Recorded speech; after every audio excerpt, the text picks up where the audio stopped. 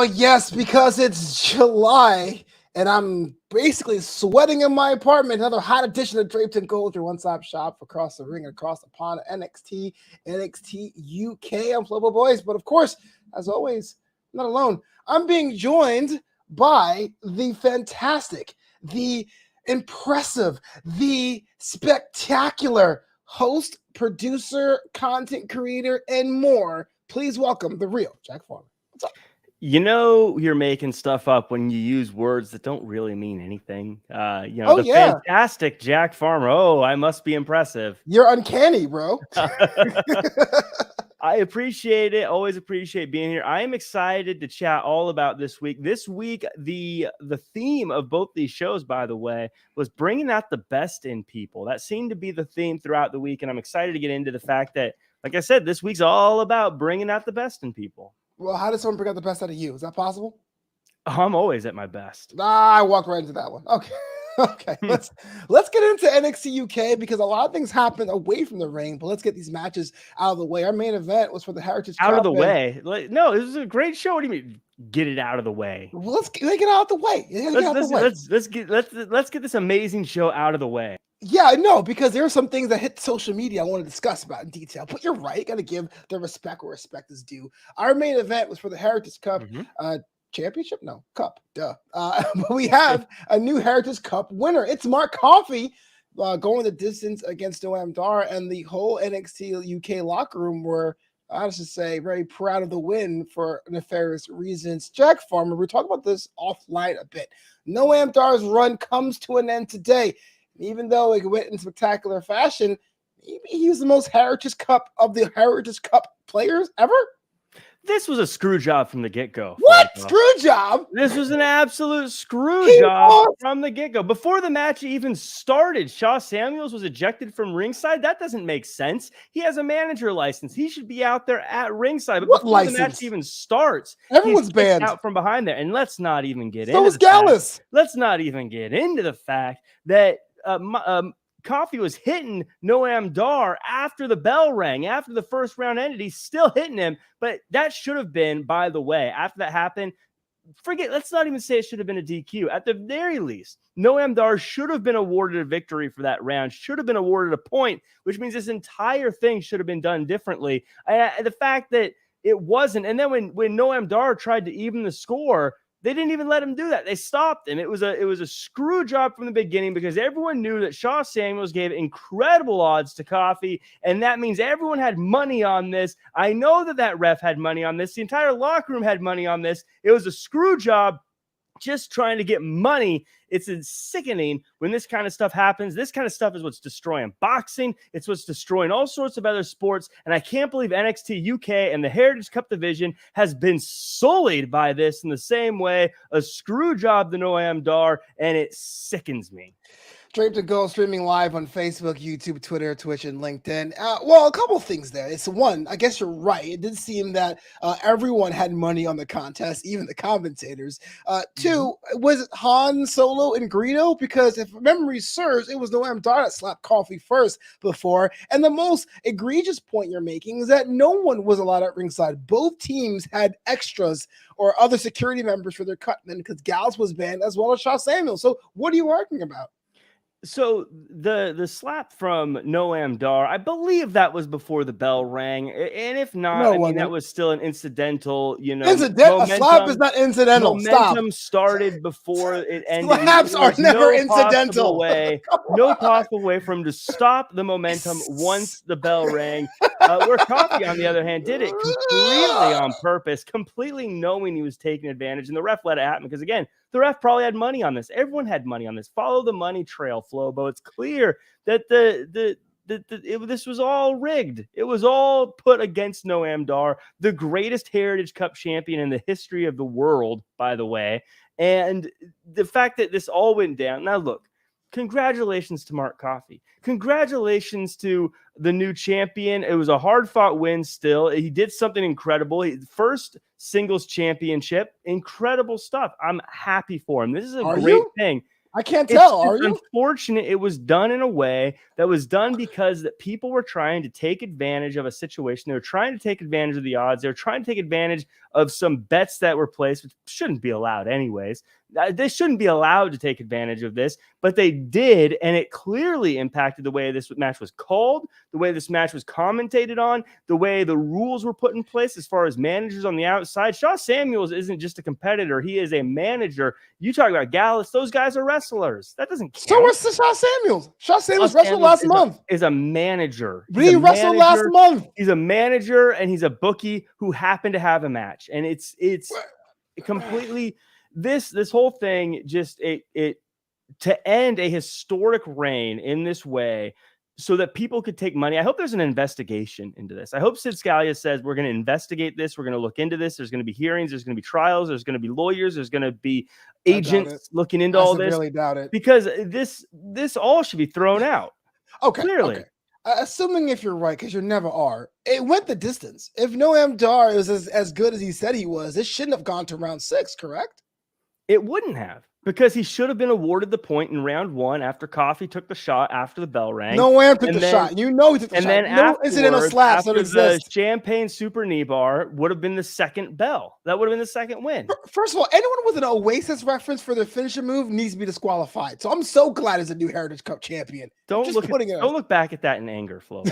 I will, cuz maybe. Okay, look, I'm just saying we have a new Heritage Cup champion. Joe Coffey came out, someone we haven't seen in weeks. Surprise, Mr. I'm surprised. Mr. I'm not going to be around until suddenly there's a lot of money and championships coming in. Oh, yeah. Now look who decides to stroll back into your life. It's kind of like when you have someone who steps out of your life and then you become rich and famous. And they're like, hey, remember me from high school? We were good chums. We should hang out again. Absolutely. Go figure Joe steps away, goes off to do something else, can't be bothered because he hasn't been doing very well in the ring. But then suddenly his bro wins a championship, takes advantage of some gambling, and probably makes a ton of money. Oh, wow, you're a champion? Oh, wow, you're rich now? Wow, maybe we should be friends again. Joe trying to just take advantage, trying to jump on the coattails, trying to be a front runner, trying to be a bandwagon jumper. I'm not surprised. I'm just sickened.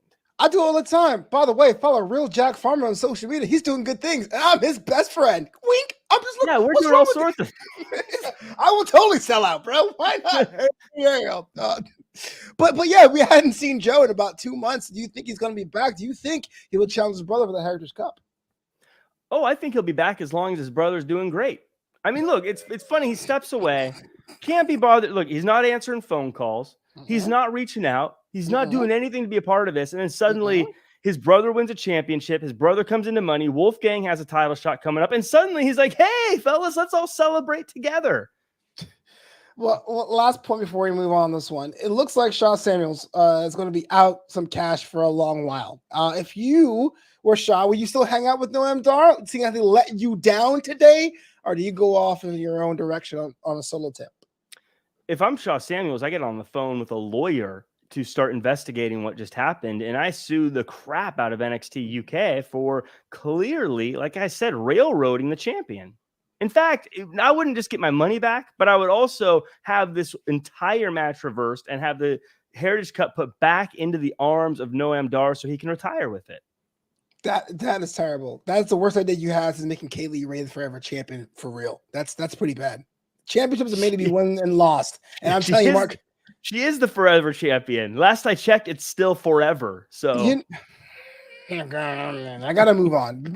Another championship talks. Besides the fact that we still have that Ilya Dragunov Wolfgang match for 2 weeks from now, but if those of you guys have been watching the rumor mills, there may be something changing about that. Won't go into that too much to see what NXT does with it. But I want to talk to you about the NXT United Kingdom Tag Team Championships. Briggs and Jensen are stateside. They're tied up currently with Pretty Deadly, the former champions. But Mark Andrews and Wild Boar, your two favorite guys in the roster, are saying, look, we come back to UK, we want next. Everything you need to know about Mark Andrews and Wild Boar, you can really see in this promo. And the fact that they say that those two guys are representing NXT UK well. when last I checked, they were day drinking before going to a show to wrestle. So if that's their idea of representing NXT UK well, speaks to a lot about Mark Andrews and Wild Boar. So you're a fan? Not at all. Neither of these guys deserve a shot. What do you mean? They totally beat around Symbiosis, broke them up, really. I mean, that deserves all the title shots. Well, Symbiosis broke up because they got rid of the brains of the operation. But look, I look around and I see teams like D Familia, who obviously should be getting a shot first. There's so many teams that deserve a shot before these two guys. These guys, like I said, they think that the best part of being a champion is day drinking before you go and have a match. Before you go to a show. If that's what their idea of being a great champion is, then they clearly shouldn't be in these matches. Side question. If D Familia were a number one contender, who would you field? Of the three? Yeah. I think it's very much like the New Day. You can't go wrong. It's like the Fabulous Freebirds. You can't go wrong. It's funny. Do you call that the Freebird rule or the New Day rule? That'd probably tell you how old you are. Bad Street, a letter G8. I call it the Jersey Triad rule. Oh, wow. The three I told you, I'm a WCW late period historian. I did not think on the NXT UK show we're going to Bam Bam Bigelow, Chris Canyon DDP reference, but here we are. What's up, Pheasant Pan? Thanks for tuning in here. I thought it was kind of interesting. And also, talking about championships, looks like Saray, who tag team with Meiko Satomura, is doing the thing you do in UK with the Women's Championship, which is asking for title shots. She asked Meiko for a title shot, but Meiko Satomura, the final boss, didn't say anything yes, no, either way. One Nino Samuel show aside, Jack, what is going on at women's division? This has become a very hotly contested division and a very, very, it's a very, I want to say shallow, wide roots, shallow roots division, meaning that there's not a lot of number 2, 3, or 4 contenders. It feels like there's a lot of number 1 contenders right now. A lot of people who are, like, you could say they're next in line right now. And Saraya, I said it last week. I think she makes a good point. She helped Meiko Satomura get the win. Now, you notice Meiko wasn't exactly like, oh, yeah, it makes sense. I should defend my title against you, because Meiko Satomura doesn't work that way. Meiko Satomura keeps her friends close and her enemies closer. The two most dangerous people to her title right now are the two people that she keeps closest to her side. And so I don't think Saray is going to get that title shot, because I think Meiko Satomura is going to play the political game and keep her far away. Totally not the point of this line of questioning, but I don't like the fact that everyone in the match says both Saray and Sarai at the same time. I need someone to figure out which one it is. I'm tired of writing both of my notes. I always say Saray, and I write it Saray because it's easier to phonetically write Saray than Sarai. Yeah. But Nigel's like, oh, Sarai did this, but Saray with a counter. You're like, Nigel, don't do this to me. Okay. Are those the magic fingers? the magic fingers. That is a reference. I love it.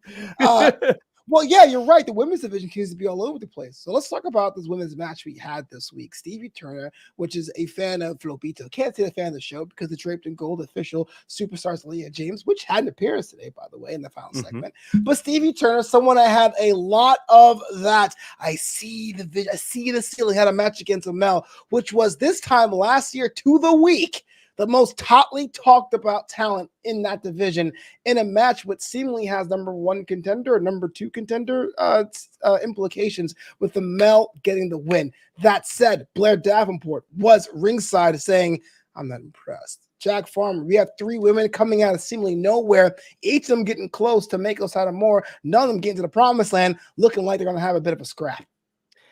I don't like to use terms like carried. I don't like to use terms like this one person carried someone else, but I think it's pretty obvious. I don't mean to ruffle feathers or be mean, but I think it's pretty obvious that Blair Davenport carried Andy Shepherd through this match on commentary. She was just so good at this. You gotta stop. There's a bit, Jack, and no, you can't.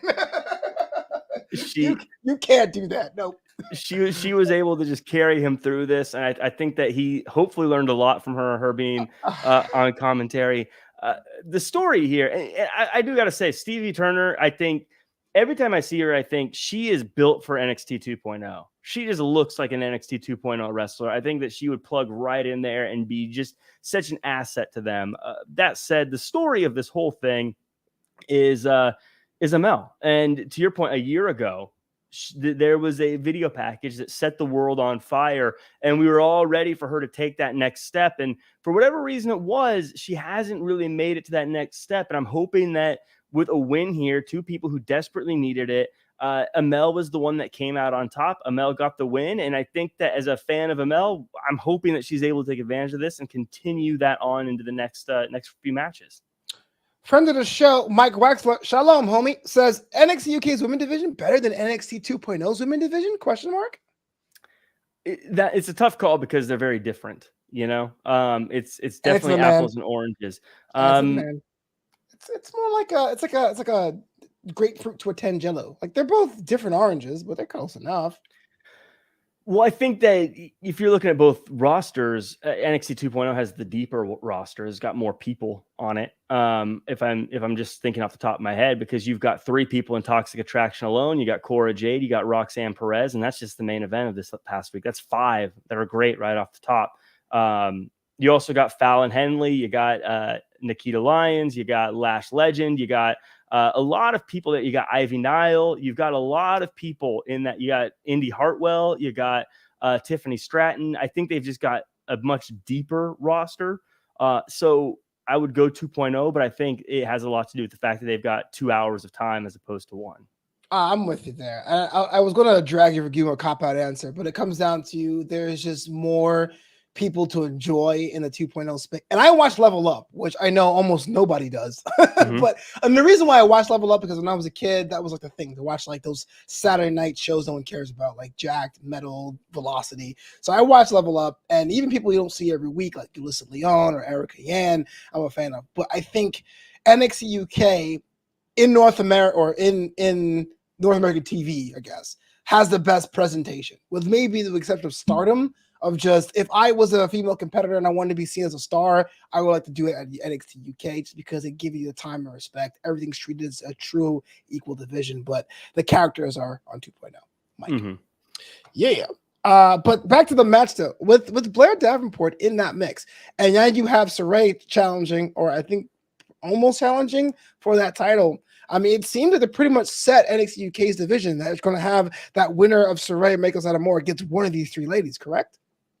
Well, that's the thing, and that's why I say there's a lot of different opportunities here, because I think as you see Nina Samuels and Mackenzie talking to each other, you think maybe one of those 2 might come out as a potential challenger for the title if they have a little bit of a brawl, because I think Mackenzie, she's been knocking on that door for a very, very, very long time. And Nina Samuels, we always talk about star power that gets the casual fan. I think Nina Samuels is your pick there.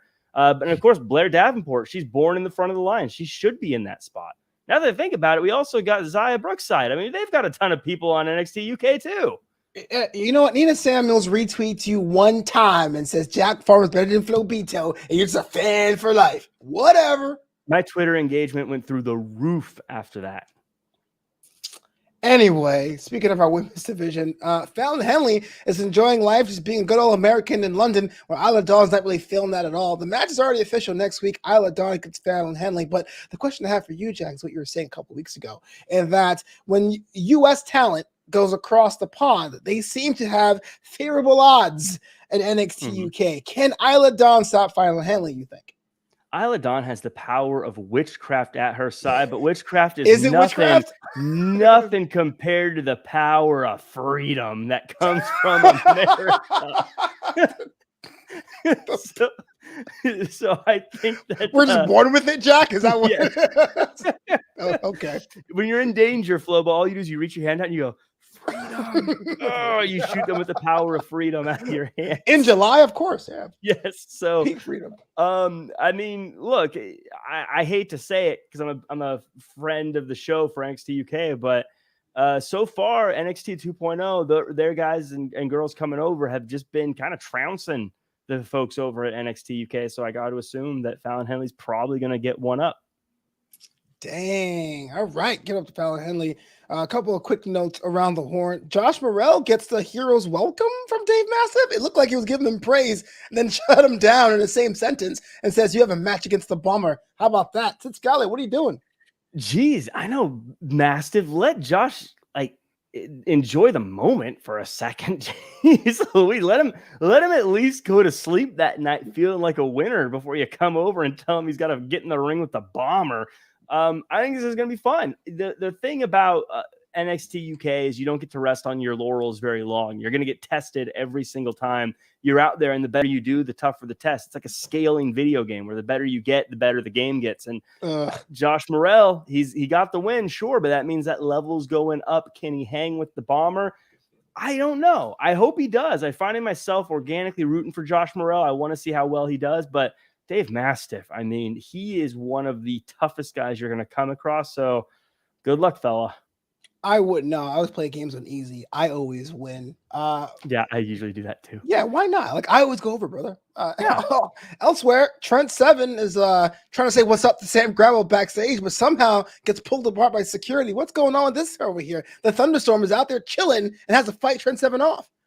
Sometimes we talk about long-term storytelling in pro wrestling. And when we say that, what we talk about is just things that happen that sort of build upon themselves and these rivalries that naturally and organically grow. And this is a very underrated, natural and organic rivalry. These guys have not been fans of each other for a very long time. And I love seeing the fact that they never let it go, that they don't just say, hey, we had a match, I guess we're friends now. That happens with a lot of wrestlers. You know, they have a match, they get it out of their system, they're done. These guys have had matches, they've talked trash, they've gotten each other's face. What I love about both these guys is they're both the kind of guys that say, no, I still hate you, and if I get the chance, I'm going to punch you again. And so this was Trent Seven getting his shot in. Does that mean we'll see Sam Gradwell get a shot in? Probably, because Sam Gradwell is not the kind of guy that's not going to take a shot. So I love this. Wrestling's all about conflict, and these two bring it in spades. You're a fan of both these guys. Do you have anyone that has the edge going on? Are you rooting for anyone in particular in this one? I think what makes the difference between these two right now is Trent Seven has just a vicious streak and is willing to do whatever it takes to get the win right now. And I think that's going to be the difference between the two. Sam Gradwell is as tough as they come. He's as mean as they come. He's incredible. And I think that he's definitely got a day in the sun on the horizon. But Trent Seven right now is just as vicious as can be, will do anything to win. And I think that little difference is what's going to set the tone here. Talk about lame adjective. He's as tough as they come. He's as mean as they come, but he's going to take a giant L. Just say that then. I didn't say he was fantastic. Are you not fantastic? I can rescind that. I can say, Jack, welcome my co-host, the lamest MF on the planet, Jack Farmer, next week. I just don't think fantastic is a good enough word for me. What word would you like there, Jack? I don't know, something that you got to look up. The magnanimous Jack Farmer, live here at Draped and Gold. Final match is actually the first match of the card. Oliver Carter, my boy, against Teomon, which was an odd choice for me because usually someone else from the Familia fights someone first, but they try to recruit them. But Oliver Carter dispatches Teomon in emphatic fashion. Jack Farmer, let me ask you this. You tell me how dominant De Familia is, but the head of this particular table, not the table, but a table, gets this defeated by Oliver Carter. What say you?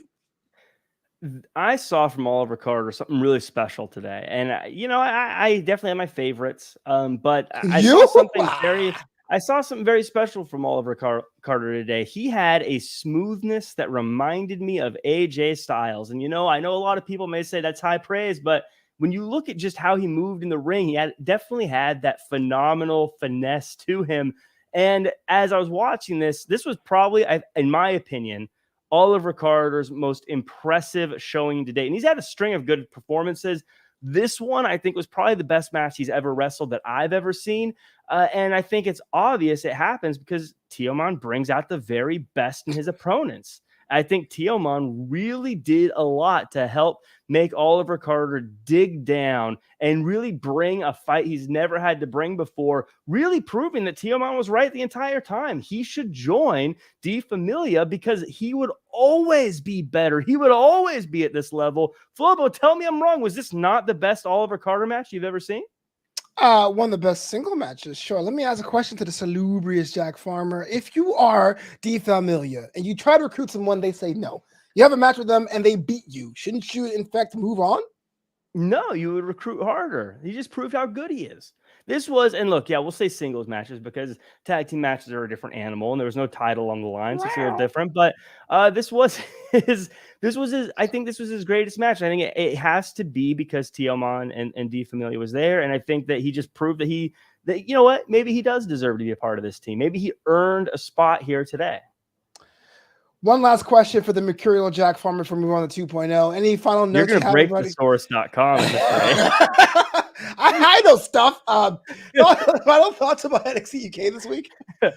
This was a very fun show, and I think that this had a lot of really impressive matches. I think it opened and closed. You look at putting like shows that like really kind of they bookend with the best match. I think that this show absolutely did that. I think that both those matches were really, really good. Again, I think that some lawyers should get involved, and I hate when you can't just let things get settled in the ring, and you got to, get lawyers involved because people were rigging the outcomes. But it was still entertaining. It was still great.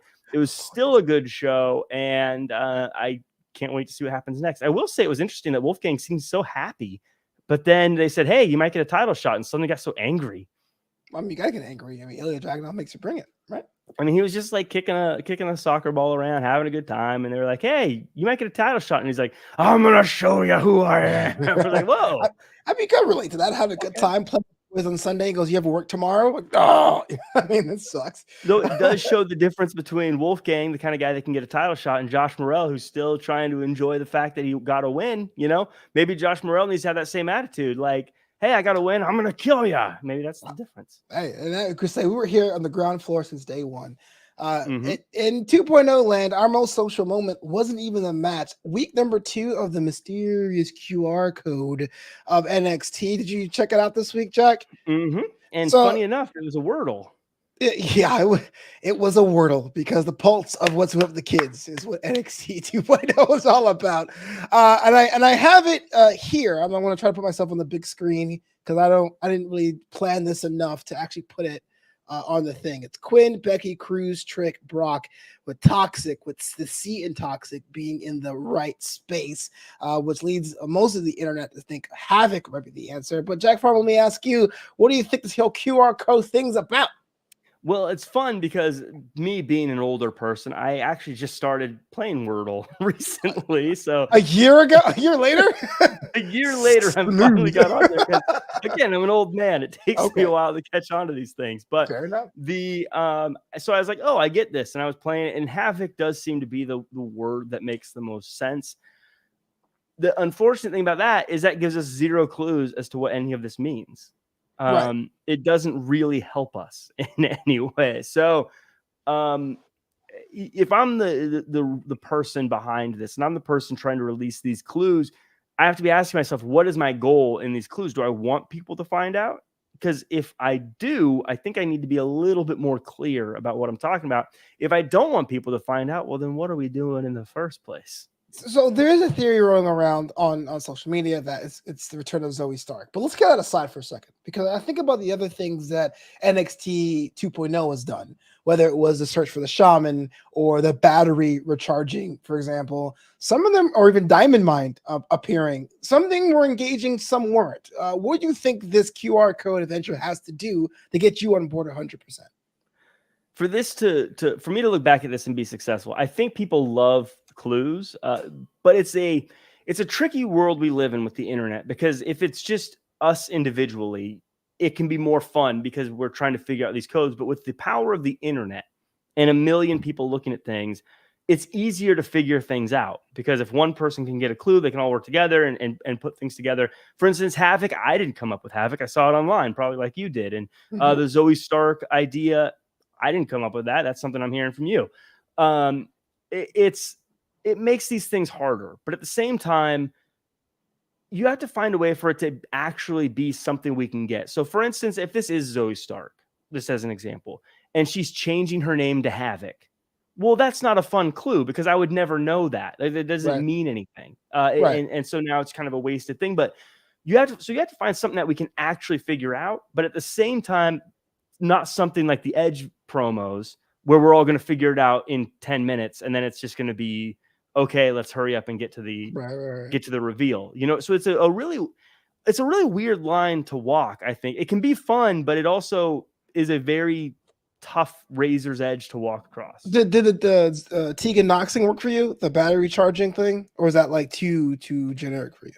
One from last year. That worked for me because it was more of a countdown than it was a like a clue. Fair enough. Because we were just waiting until the battery was full, as opposed to trying to figure something out, which was really just meaning every time we stopped, like, okay, we're a little bit closer, it's almost time, or whatever, as opposed to a interactive thing. Sure. Let's talk about our main event. NXT Women's Championship was on the line. You would think so, but the odds were stacked. Roxanne Perez, who I still don't understand, can cash in her breakout contract to win the tag team titles, but then cash in the breakout contract to get a one-on-one match. But whatever, logic. Had a match against Toxic Attraction's Mandy Rose, and even though Cora Jade was there for ringside for support, it wasn't support at all. She Jack Farmered Roxanne Perez by attacking her. And now we have a retention, of course, of Mandy Rose. And now Roxanne Perez is down one frenzy. Let me ask you this, Jack Farmer. Why, Cora? Why? There is so much about this that I want to touch on. But I think I got to say the first thing that I need to talk about is I told you so. I told you that these two aren't going to get along. I told you that this wasn't going to work out. I told you that this was a bad idea. And it's funny that we always talk about just how bad Toxic Attraction is, yet they are still friends till the end, supporting each other, there for each other. But the people we always say are the good guys are the ones stabbing each other in the back and stabbing each other in the front and hitting each other with skateboards. Flobo, this entire episode was nothing but a giant microscope onto what is wrong with all the people that the fans think are the good guys. I'm here live with the quintessential host, Jack Farmer. But let me ask you this, though. Roxanne Perez, for a long time, was seen as the next breakout star, pun intended, away from the tournament. Cora Jade was kind of in that spot 6 months prior, so maybe it was jealousy willing to happen.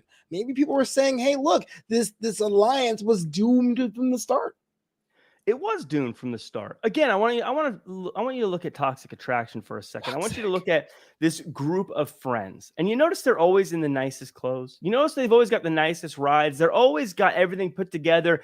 They're always sitting in situations where all of them are in a situation of success. They all always have titles. They've all always got the highest fashion. They're all always flexing the coolest looks and the best stuff. Yet you look at other people. You look at Cora Jade and Roxanne Perez. These two, they're so viciously against each other. They're so working against each other that Cora Jade can't even afford a good skateboard.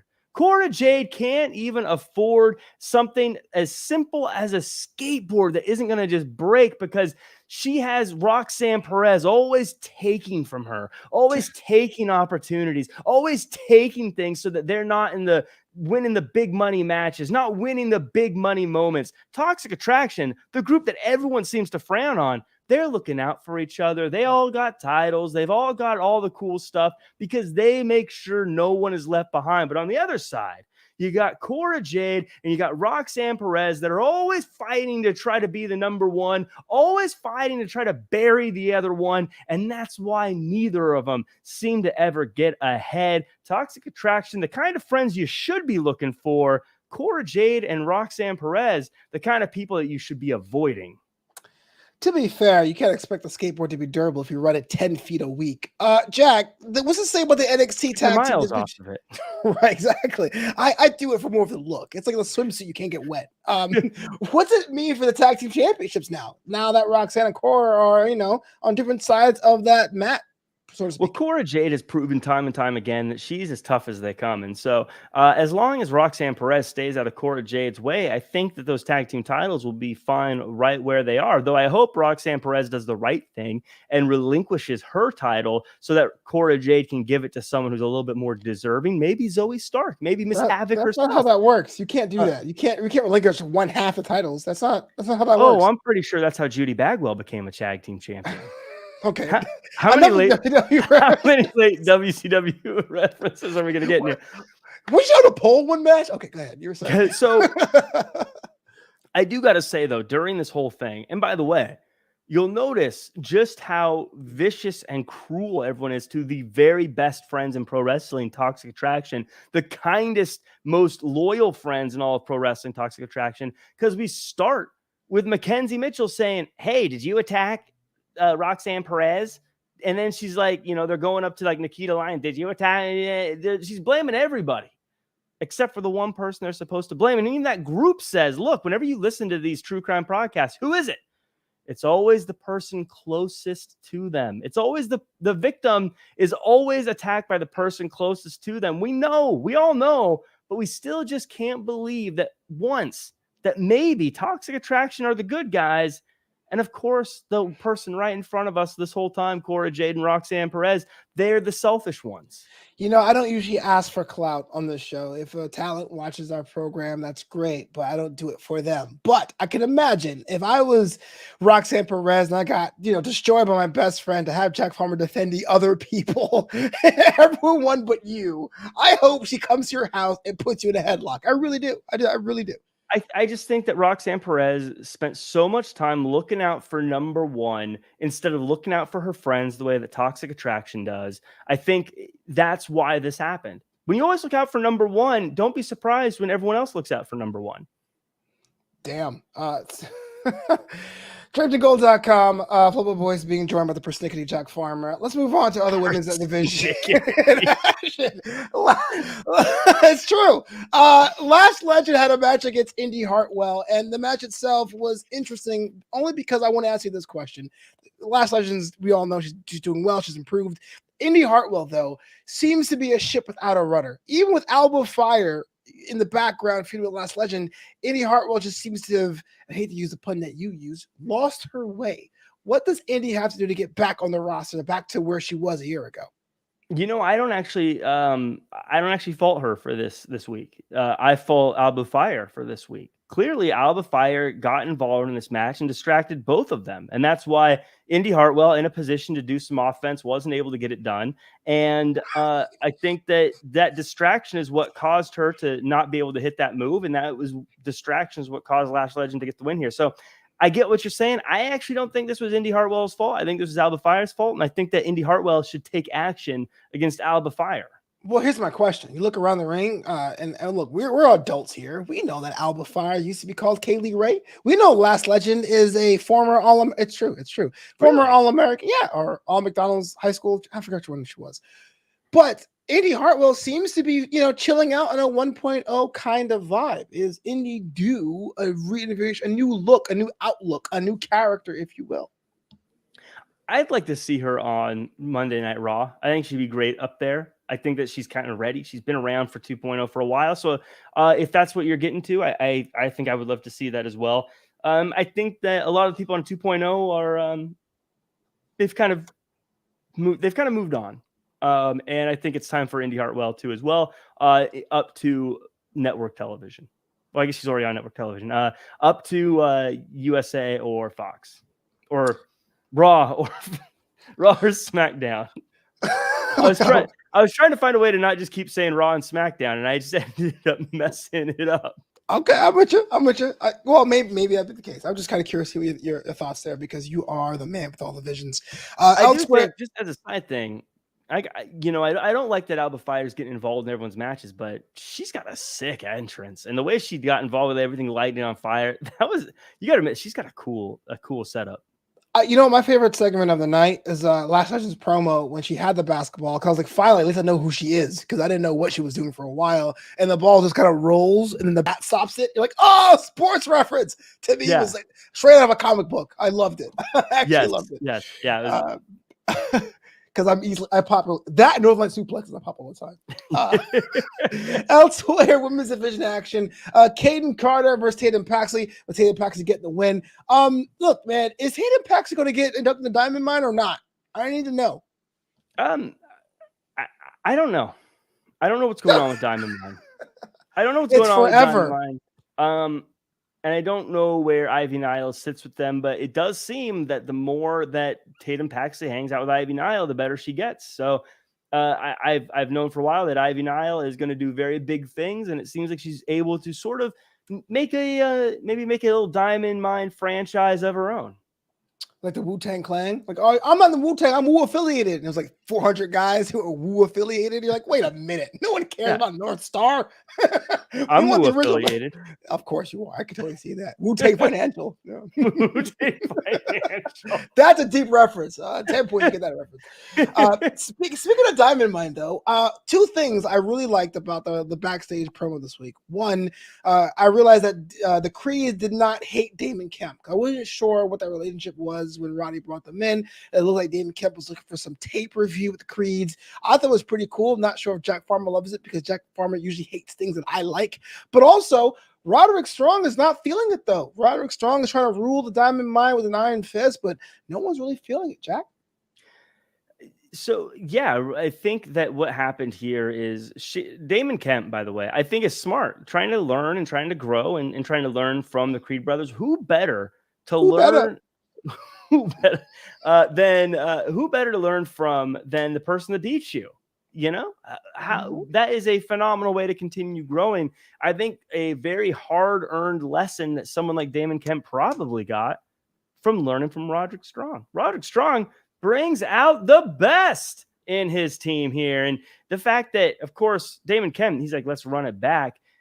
The reason Roderick Strong was so angry is because no one likes it when we run it back. Everyone complains when we hear, let's run it back. We always make fun of it on Twitter. Roderick Strong sees that. He knows that. Don't run it back. We've seen it already. Let's move on. But now Kemp is going to have a match with Roderick Strong, and Roderick Strong is going to bring out the best in Damon Kemp the same way he brought out the best in the Creed brothers. Roderick Strong never stopping in his unending pursuit to make his team better. We really need to start honoring this guy and just his undying commitment to helping improve the people under his wings. Pop quiz. If you were a wrestler, who would you want to have in your corner, Roderick Strong or Eddie Dennis? Well, I would go with Eddie Dennis because you got to go with the brains. Strategy always wins. And Roderick Strong doesn't have that? Roderick Strong is so gifted physically and such a talent as far as his ability in the ring goes that I don't know if I'd be able to keep up with him.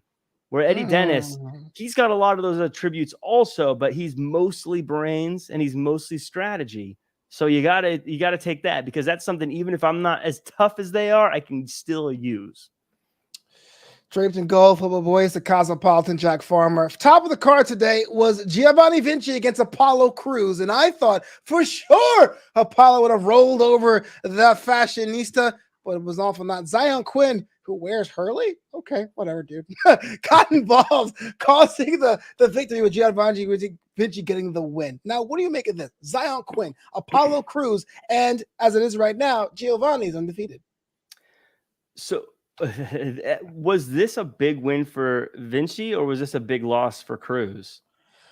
Well, as someone who's a big fan of Apollo's career, I would say it was a big loss for Apollo Crews because his booby prize now is to work with Zion Quinn, which, to be honest with you, no one has been able to bring anything of noteworthiness from Zion Quinn. Talent aside, look aside. I always say Zion Quinn looks like he should be on top of the world. But it's usually when you have a feud, when you have a match with Zion Quinn, you are buried in that second hour. So, but at the same time, a win's a win. You can get up the ranks if you don't lose. So why not? Well, then let me ask you this. If you're Vinci, are you okay getting help from a guy wearing Hurley? I'm not. If you're a fashion icon, if you're all about that life. They were good trunks, by the way. You okay? Are you okay getting help by someone wearing Hurley? I mean, that I wouldn't want that. What's next, Abercrombie? I think I'd rather get beat up. Yeah, exactly. I'm here to help you. No, I'm good. Hurley? What is going on, Jack? Now, if Crews is able to see the future, how come he didn't know this was going to happen? Is he? I think it's all in his head, man. I think he just like is visioning success, and it's not working out for him, it seems. So to all of our listeners and all of our viewers, do me a favor. And if you were with Flobo when he just realized that Crews couldn't actually see the future, hit the like button. Let us know what you were doing. Hey, when you no. I mean, like the show, but don't like it now. Flobo, don't like it now. Realized that it was all in Cruz's head, and he wasn't actually seeing the future. Hit the like button. It's lame, but I'd rather that than a Nigerian king or whatever the heck that was. Okay, what if it was seeing the future or wearing Hurley's? Oh, yeah, I will see the future. Me and Kushida would be like this. I was like, you have to go back to 1999 when Pax London wasn't available? Hurley? Are you kidding me? What? You're going out of your way to be a square. I swear to God. When we started the show, I had no idea we were going to take so many shots at Hurley. I was like, what is he doing? No one stopped him? Okay. All right. Anyways, I'm going to go get my Aero Pastel. Aero Pastel. But yes, sorry. Vinci, how old are we? I have no idea. We're old as hell. That said, Giovanni rolls on, undefeated still. Who do you think will be the one to actually have a long-term disagreement with Giovanni, you think?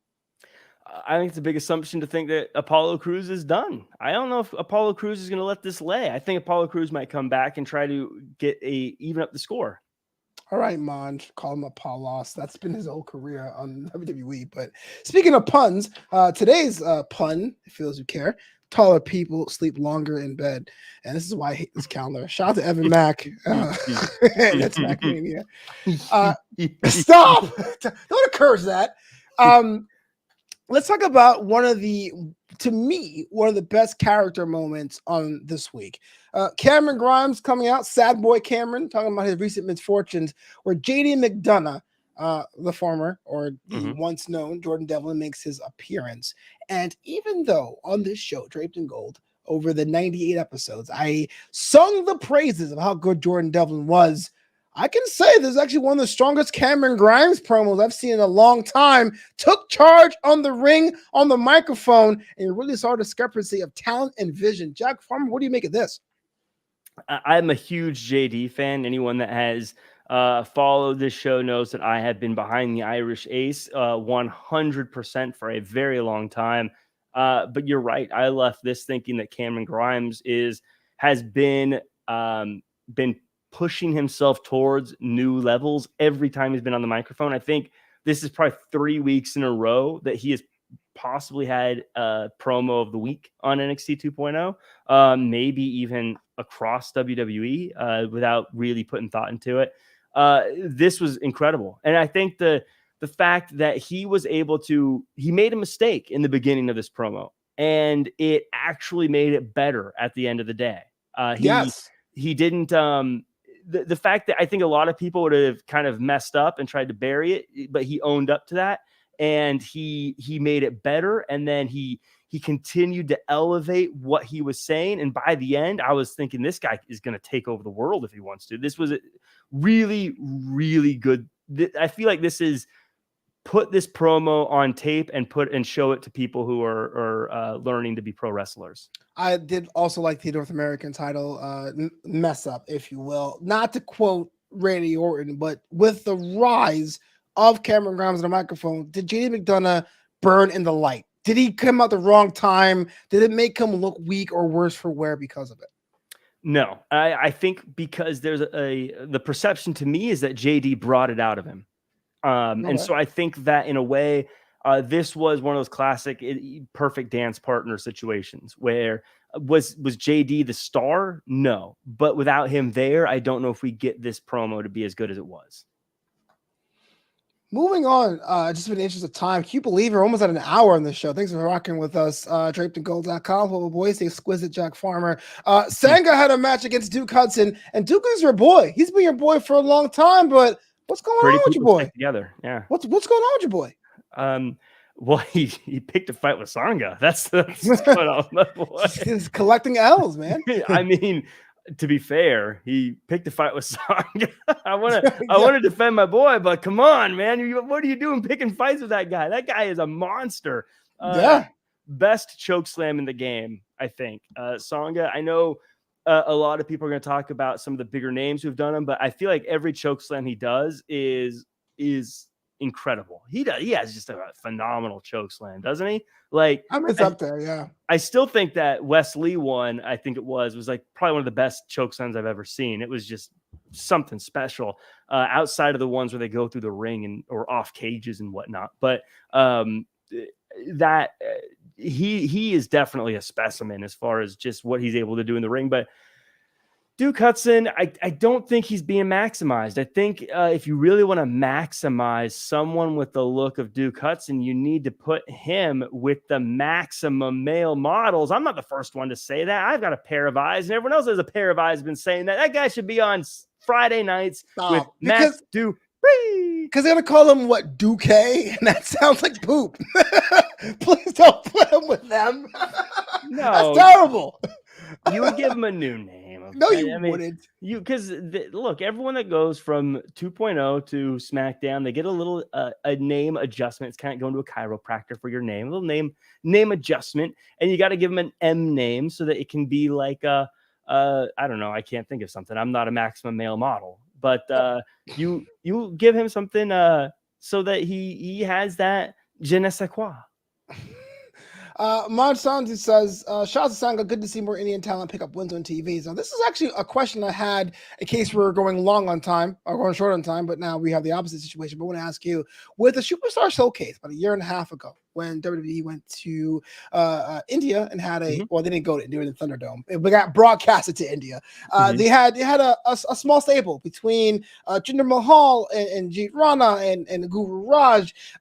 Does Sanga fit in that? Because he looks unapologetically Indian. He's like, yo, whatever. This is what I am. He's not being any kind of character or anything else. How beneficial is that for representation, do you think? I think what's great about Sanga, what I'm enjoying about him is, you're right, he looks unapologetically Indian, as you put it, but he doesn't act in any specific way. You know what I mean? He's not... If you took the script of the things he says, you don't read it and say, oh, this is clearly an Indian guy. He's just a guy who happens to be Indian. And I think... I believe in you, brother. So, and I think that's important, is that he's the person he is who he is, regardless of what his where he's from.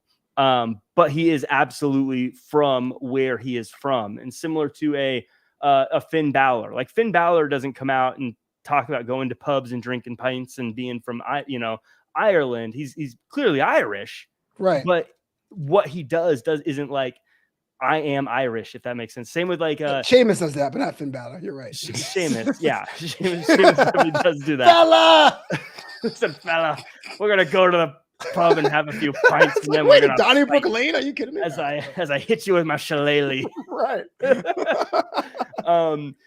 But it's similar, like Jordan Devil or JD McDonough. He's the Irish ace, but he's not out there, talking about his leprechauns and things like that. So right. I think that is a very important thing about Sanga that I really like about him, and I think is one of the things that makes him stand out. And I hope we see more of just across the board. But it is good to see that representation. And now that there's enough people from that area on the roster, I don't think you need to have that beating you over the head with that kind of character. True. Well, that's a lot of reason why I'm with that. I like Mansoor, and I don't like when he turned face, but when SmackDown re-signed Finlay as a heel, he was like, I love to fight. I was like, yeah. Give me more of that. Grandpa's got a stick. It's great. So, I'm totally about that life.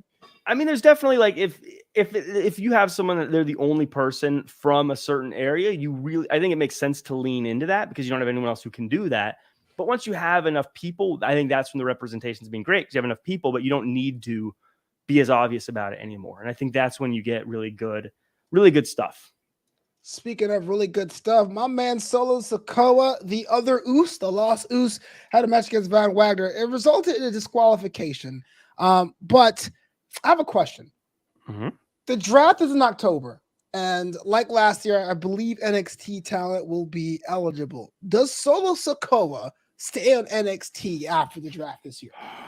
I think Solo could be anywhere. I know there's a lot of people who are saying, yes, he needs to go to SmackDown. Yes, he needs to join the Bloodline. I don't know if you necessarily need that for him. I mean, look, it's not going to be bad for anyone's career to be associated with the Bloodline. So if it happens, good for him. But I actually think he's got a lot to accomplish still in NXT 2.0. I think he could still do a lot of things there. I don't think he's used that up. Monge in the chat says Solo to the ref at SummerSlam. I don't know. I feel like that'd be a little bit of a letdown, to be honest. You would have to look and think about that, Monge. I like the idea, but you have to go into this realizing that a fraction of WWE's audience watch NXT. And so if they just showed up, you'd be like, well, who the hell is that guy? Yeah, literally 25% of the SmackDown viewing audience is it's like 500,000 watch NXT, 2 million watch SmackDown. So it wouldn't go over as well as I think the hardcore fans think that would. But I think he'll eventually be there. But I think he still has a lot of miles he can get out of NXT. I feel like it's very much like the career mode in 2K22 when like, yes, you have the option to go to the main roster, but you still have a lot of side quests you haven't finished yet. I think Solo has a lot of side quests he hasn't finished yet. Fair enough. I'm with the side quest action. Where's Boa? Okay, that's not the question I have. We got to move on just for the interest of time. Boa's still nursing up the beatdown he took. I know. I come to work though. I'm thinking he's going to show up with the schism. So let's talk about that. Actually, I was going to do Carmelo first. Let's talk about the schism. Yeah, we do. The Dyad are now the schism, which implies it's going to be a stable a bit more than a tag team. Yeah, at least I think so. Do you think anyone will join that group, or is this pretty much not going to be it?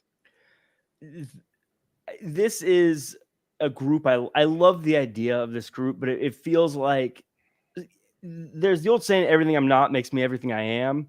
And I think that all the things that Joe Gacy isn't is what made him great. And all the things that this group isn't is what could make it great. But adding other stuff to it, I think makes it less, it makes it not, for me, it makes me less interested. So like I look at even the logo, it's the schism and it's written all like it's supposed to be a death metal band name, but then it's got a peace sign behind it. And it's like, it doesn't feel like it fits. The person that Joe Gacy doesn't match with the group he's trying to create.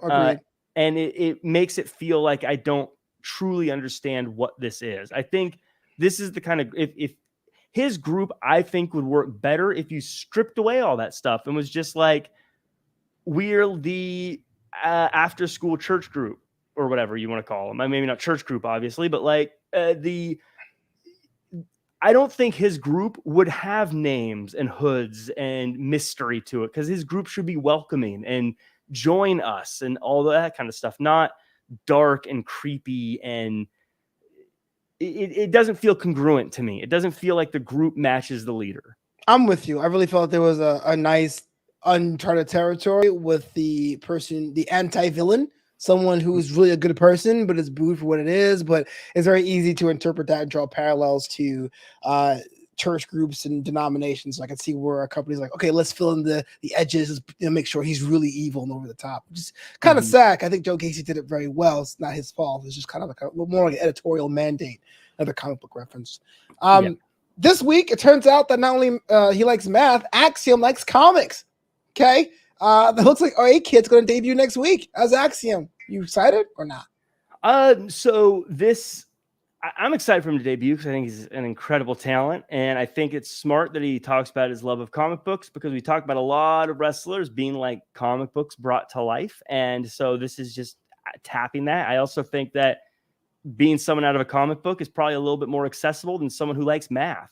The thing that doesn't connect with me and the thing that I'm a little bummed out about is A-Kid's a good looking fellow. Why are you putting a mask on him? We know he's a good looking fellow. Like, why put a mask on this guy? I don't know. Because masked wrestlers don't usually talk. I think that's what it is. I think it's the accent. If you want me to guess. I mean, that makes sense, but how dare you make sense on this show? But I feel like he's the kind of guy that I think if you put him on a truck, it attracts people as opposed to with the mask. You're just kind of like, oh, okay, he's a masked wrestler. But I guess I don't know. I mean, it worked for Rey Mysterio did okay, so maybe I shouldn't. He's all right. He's sold a little bit of merch over the years. I got 3 or 4 questions more for you before we get out of here. Tiffany Stratton is ready for her women's championship match opportunity. Question: does Tiffany Stratton become NXT Women's Champion by year's end? Keep in mind it's the middle of July. No. Dang. I bet you were a fan. I am a fan. I just don't think the cards play out in that way for her. I think she has the talent to. I just don't think the opportunity comes up. Carmelo Hayes and Trick Williams are out there in the penthouse jacuzzi with incredibly attractive women. Jack Farmer, where's the address? I can't tell you. Oh, I see how it is. You see, fine. I signed an NDA. Really?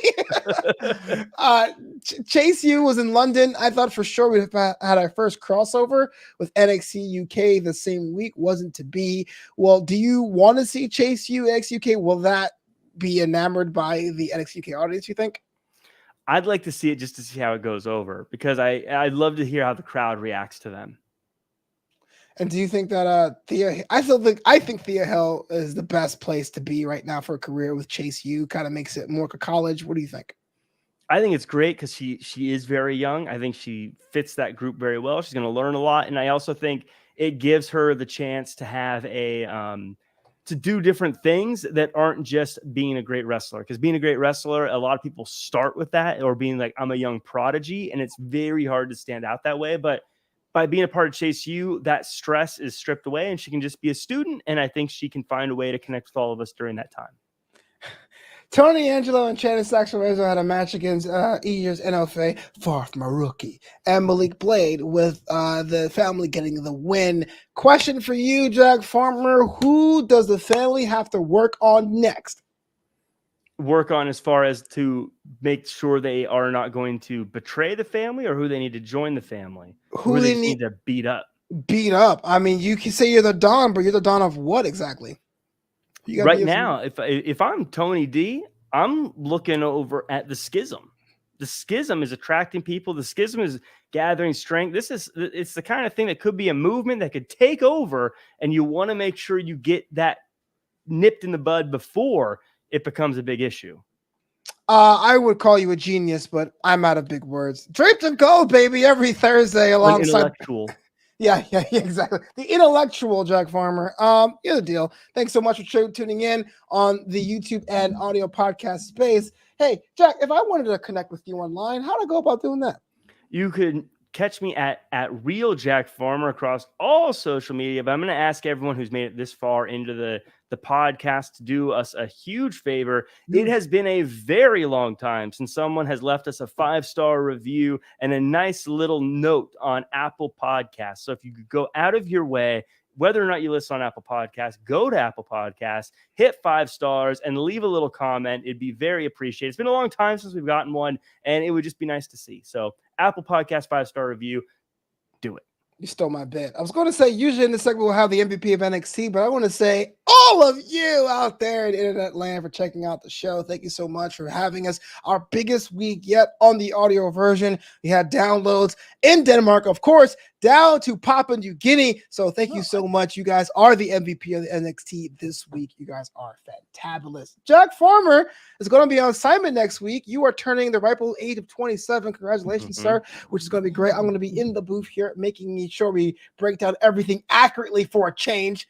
Every Thursday. Your spin is going to be outrageous. Yes, it will be. And you can't stop me, baby. Hello, boys. Hello, boys on Twitter, Flobo.com, of course, DrapedandGold.com. The prudent Jack Farmer. Thank God I'm out of the end of the hour because I'm also out of words. Until next time, can you say the words we always say when we end the show? Do your best and be yourself.